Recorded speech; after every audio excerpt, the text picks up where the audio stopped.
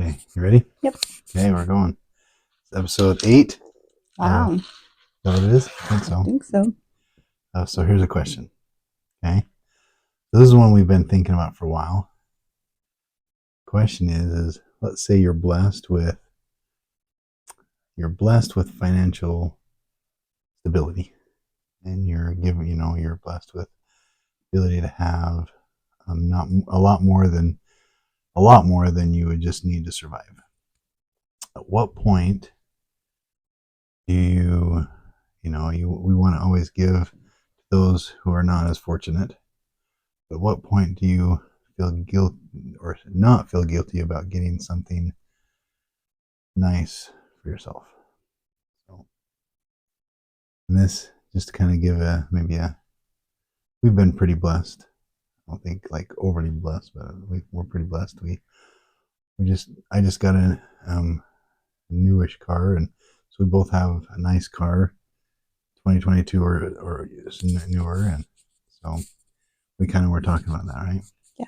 Well, I think it came up when I was taking that class, that money management class for school anyway.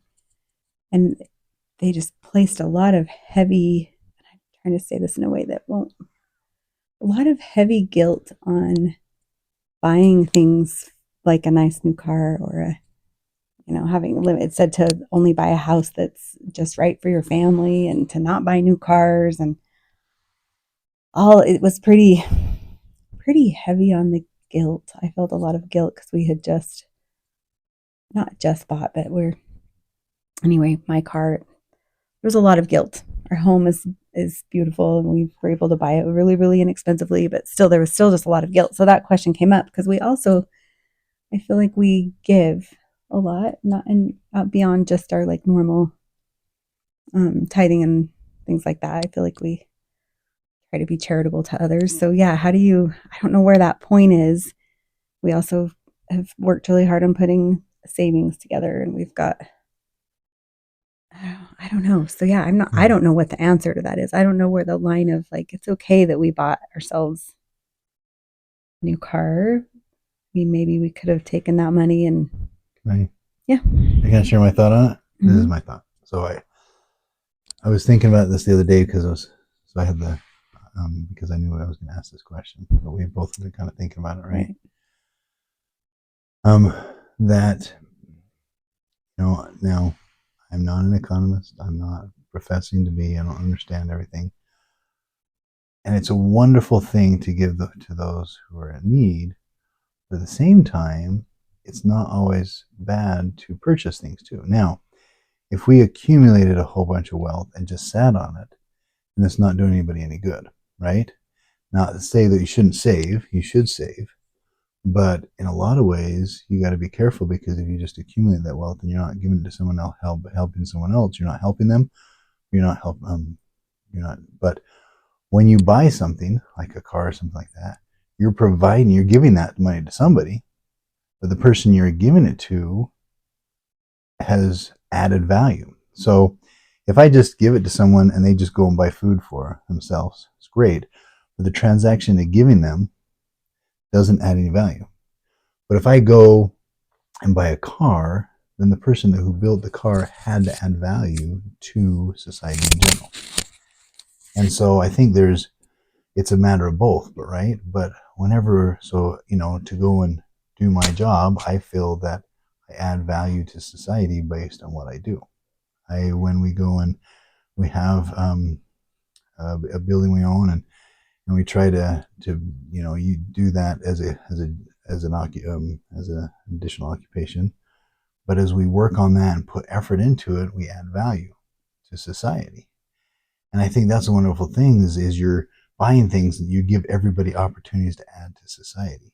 And so I don't think we should think about, oh, hey, when you buy something or spend money, it's not necessarily always a negative thing.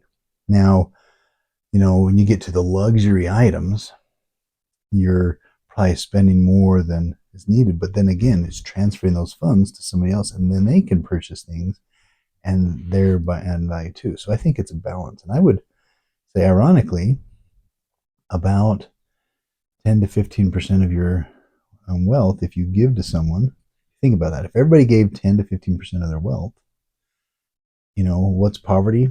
About 10, 15%, right? And so if to those who don't have the funds or don't have the ability to make those funds, if you're giving to them, that's helping them.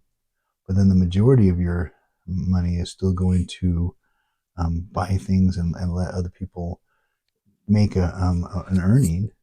I think, to me, that's a good balance. Anyway, that's probably me That meandering was way again. over my head. But No, but I agree. no, it's Like, not. I guess it's like back when I was doing photography still, and photography is considered not a necessity. Mhm. I'll be the first one to say that my services are not food, clothing, and a roof over our heads or over somebody's head. But when somebody puts together the funds to pay for a photo shoot, and that's important to then they are contributing to the economy. I mean, obviously, my small business was successful because people, it's not donated because they got a service in return, but because this luxury item, this exchange money for exchange, it, yeah. right? So and I guess that's maybe um, a way to look at it too. Is I know in our culture, especially here in Utah, everything is very DIY. You can save money by doing it yourself, but I guess I also like to think maybe if I stopped doing haircuts for you guys many moons ago. That one time I did your haircut, and then when I wasn't looking, you redid your haircut. Didn't redo it. I trimmed it. I think that was the last time I did a haircut.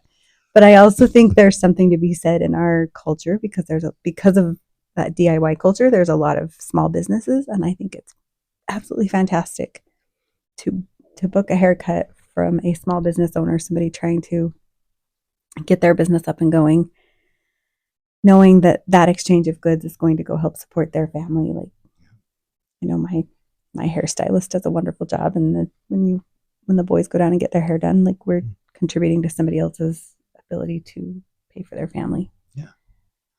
And I think when you're struggling, it's great to have the ability to do it.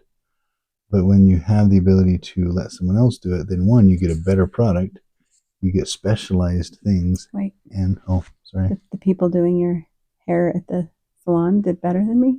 No. No, they didn't. Not at all. Never. Just joking. No, I loved it. But you're the one that stopped, just for the record. I never, ever, ever complained.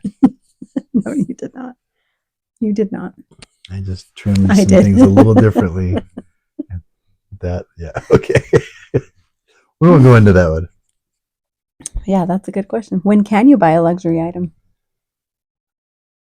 I think there's a clear-cut answer. Would you? I think it kind of depends, I mean, that's the budgeting. It's a prioritization, right? You've had people that could afford it, but want to have the least amount, of pictures and the cheapest pictures as possible. You've also had people that that's quite a sacrifice, but they prioritized having a professionally done picture, and so that was a big deal. And so I think a lot of it, what is luxury item is kind of based on what you prioritize, so A new car. a new car, nice ring, those are luxury items, but for some people they're necessities, right? Just kidding. The new car thing, that was the one that gave me the most guilt in my class because we had just bought the Wagoneer, and there was a big push on never buy a new car. And this was from a church school, so it was backed up by prophets saying sort of the same thing. And so I had a lot of guilt that whole semester. But as you and I talked about that, right? You can't. I mean, as wonderful as it is in budgeting, and maybe they're thinking the audience for those who take budgeting or those who are struggling with their budget, but you can't ever say nobody ever would buy a new car. We would never have cars.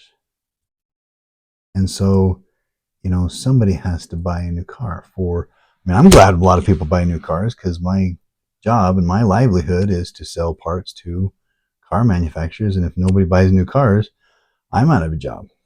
And so, You're welcome. thank you. And I think we make the Wagoneer airbag, see, so you helped me out. But it's a balance of, budgeting is more of what can I afford? What's the most logical? If you always went and I think that's what I was thinking about.